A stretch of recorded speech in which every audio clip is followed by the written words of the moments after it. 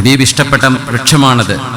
വിധങ്ങൾ പറഞ്ഞു, വൃക്ഷങ്ങളിൽ ഒരു വൃക്ഷമുണ്ട്, അത് സത്യവിശ്വാസിയെ പോലെയാണ് എന്ന് പറഞ്ഞൊരു ചോദ്യം ചോദിച്ച കൗതുകകരമായ ഒരു സംഭവമുണ്ട്. അതിന്റെ ഉത്തരം അലാ വഹിയ നഖ്ല, അത് ഈത്തപ്പനയാണ് എന്ന് റസൂലുള്ളാഹി സ്വല്ലല്ലാഹു അലൈഹി വസല്ലം. തെങ്ങല്ല എന്നാ, അല്ലെങ്കിൽ പിന്നെ തങ്ങൾക്ക് പറയായിരുന്നല്ലോ, തങ്ങൾക്ക് വഹി കിട്ടൂലേ, അത് തെങ്ങ്, അത് നമ്മുടെ നാട്ടിലില്ല, അത് വേറെ നാട്ടിലാണ്, നിങ്ങൾക്ക് അങ്ങനെ പറയാം. പക്ഷെ തങ്ങൾ പറഞ്ഞത് ഈത്തപ്പനയാണ്.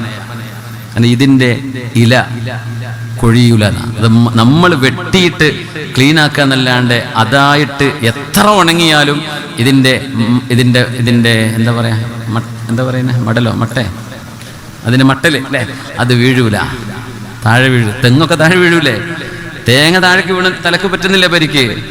പിന്നെ കുറച്ച് വെള്ളം കൊടുത്താൽ കുറേ കാലം നിൽക്കുന്ന സാധനമാണിത്.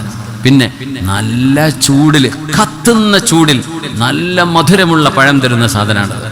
ഇതൊക്കെ ഒരു മുഅ്മിന്റെ പ്രത്യേകതയാണെന്ന.